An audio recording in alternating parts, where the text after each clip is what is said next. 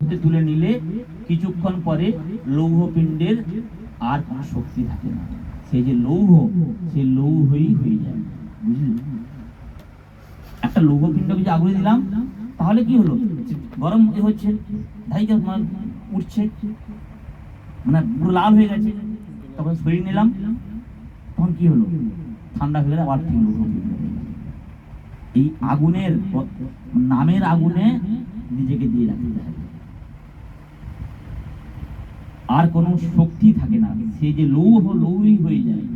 শত শত জন্মের কর্ম দোষে তোর মন লৌহের মতো কঠিন হয়ে গেছে।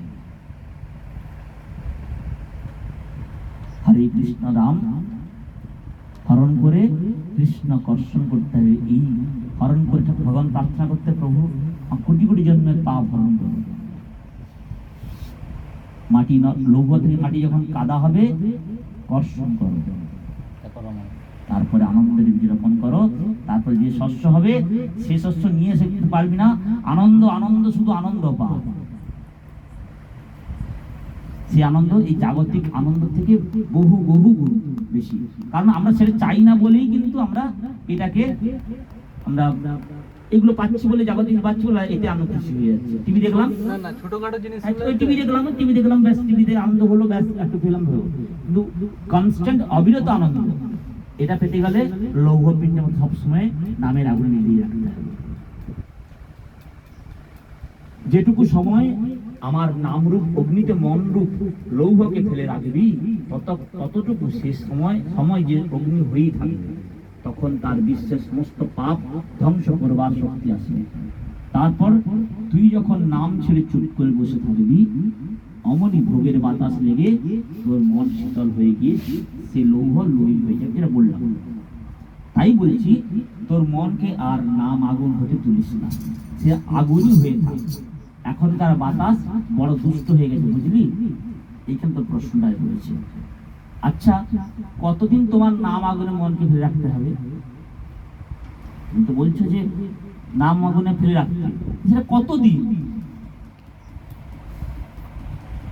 বলছে তুলে কাজ কি? অথবা যতদিন মনরূপ লৌহ খাঁটি না হয়, ততদিন নামরূপ অগ্নিতে ফেলে রাখতে হবে। যেদিন তার ময়লা, মাটি, অসার অংশ সব দূর হয়ে সে খাঁটি লৌহে পরিণত হবে, সেদিন একজন ভালো কামার দিয়ে একখানি তরবারি তৈরি করে ফেলেছে। তার গায়ে মরিচা পড়েছে, লৌহের আগুনে, আগুনটা দিয়ে, লোহাকে দিলে, আগুনে দিলে মরিচা ধরে যখন সরে যাবে, তখন আমি চাই কি? আনন্দ। ভালো কামার দিয়ে পিটিয়ে পিটিয়ে আনন্দ করে নেবে, ভালো তরবারি করে নিয়েছে। সেই দিন আত্মধ্যান রূপ তরবারি দিয়ে তোর অহং, মমতা, রূপ, দুচ্ছেদ্য, রজু, দুগাছা কেটে ফেলিস। মানে যেগুলো বাধা, অহং প্রথম বাধা। এই মন রূপ তরবারি তৈরি করলাম, কাজ কাজ সব একদম কেটে ফেলতে হবে, মুক্ত হয়ে যাবে। তোতে আমাদের চির মিলন হবে, বুঝলি? নাম কর, পাপ কতক্ষণ থাকবে?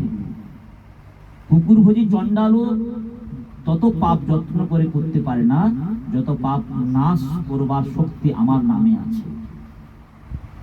তুই কি সব ভুলে যাচ্ছিস? ও কিছু নয়, ও সব বিক্ষেপ, মাছ হচ্ছে নাম কর, নাম কর। সুখ দুঃখ, শান্তি অশান্তি, রোগ শোক, কোনো দিকে লক্ষ্য করিস না।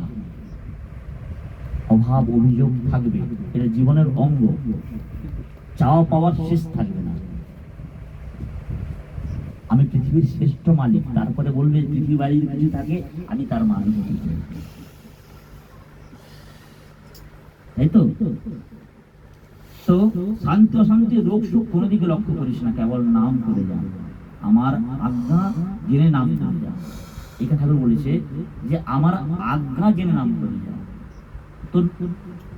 তোর এটা মনে বিশ্বাস আসছে না যে নামের ফল হচ্ছে ভয় বলে, কিন্তু আমি বলছি বলে আমার আজ্ঞা যে নাম করে যা। পাপ পাপ, ওরে নাম করতে করতে তুই থাকবি না, আর তোর পাপ। এমন নাম হবে, নাম করতে করতে তুই থাকবি না, আবার তোর পাপ। পাপ তো তোর, তো তুই থাকবি না, তোর পাপ কোথায় থাকবে? চালাও না উঠতে